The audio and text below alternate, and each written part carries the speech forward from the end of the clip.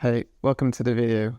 This is a bit of a change of pace, but I want to introduce a new series to the channel. Essentially, I want to make a photography zine, but I thought I could document this process from start to finish with each video charting the progress of the project. I'm doing this because normally it'd be a video being like, hey, I made a zine, but I thought showing you behind the curtain, showing you the process start to finish, it might actually be more valuable, because if you yourself as a photographer think, hey, I want to make a zine but I don't really know how to do it, or maybe it's not for me, you see this sort of video and think, actually, hey, there's something I can do. So I guess, why am I making a zine now? I've been taking photos since 2013, and especially since probably about 2018, 2019, where it's been a consistent sort of hobby of mine.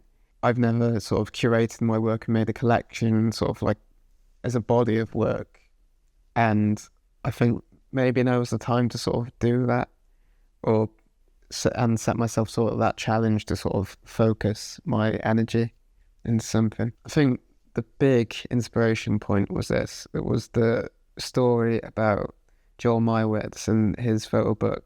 I can't remember the name of his Flowers photo book that he created, and just how it came about, and how he sort of looked back over his old photos and he sort of just noticed that flowers kept popping up, or photos to do with flowers kept popping up again and again and again, and it was this subconscious thing that he was attracted to, and all this time he was subconsciously making a body of work that he was totally like oblivious to, but then it became something really, really worthwhile, and it sort of led me to sort of just sit down and think, is there anything, obviously not on that magnitude, but are there things that reoccur in my work? And so I sort of sat down and I went through photos and just random folders of, like, you know, roles that I've taken sort of forgot about. It was very interesting because you got to see sort of just different stages and different things I was doing.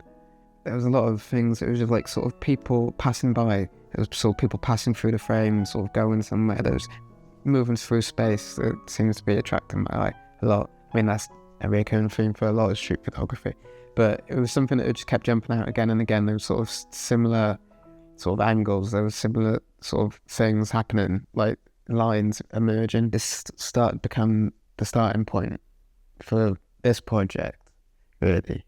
And as soon as I identified that was the thing I was consciously looking for. And plus, when I was out taking photos, I was sort of having that in the back of my mind a bit. So basically just the idea of passing through the urban space, really. And to be honest, look, the more I think about it, this is actually something that does interest me quite a bit.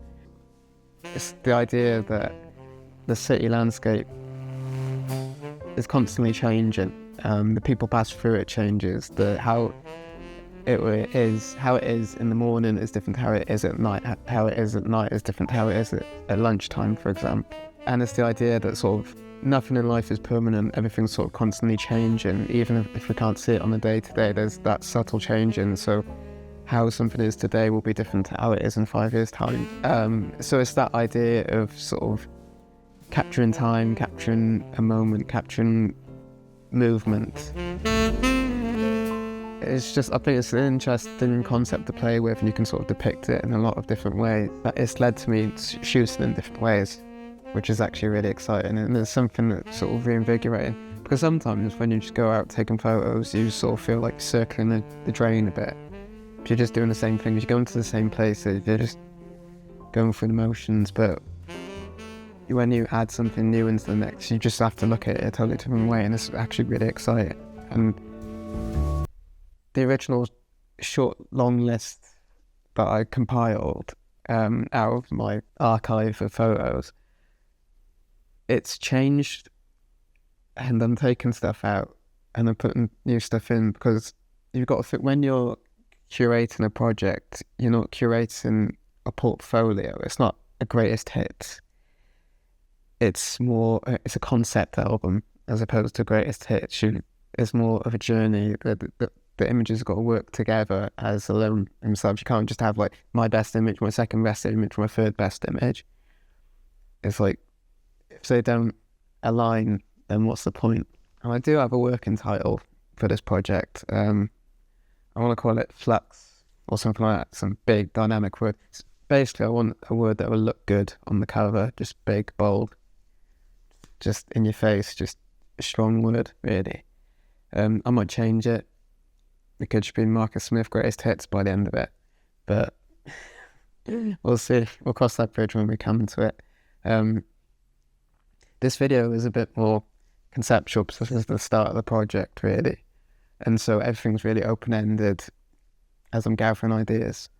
But I just want to end this video by saying, just don't be put off by making projects. Don't think something's out of your reach, because if you've been taking photos and you've got a collection of photos, then you've got enough to make a body of work. I mean, even if you've only just started, anything can be a subject. You can just do it. If you've got a pet, just make a zine about your dog or something like that. Just don't think making a zine or printing your work or putting it out there in that sort of way is the reserve of professional artists. Anyone can do it. That's the beauty of zines. Like, they came from like the punk movement. It was all about sort of doing it yourself and just getting your word out there to the masses. You don't need a publisher to do that. You have the means to do that. And now it's easier than ever before to get your own message out there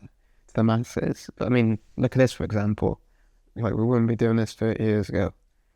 So, yeah, that's the message, really, I want to come from this series of videos. Just get out there, do it yourself, just get your vision and put it out to the world. And aside from that, I hope you enjoyed this video, and I hope you enjoy this series, and I hope it inspires you to create as well.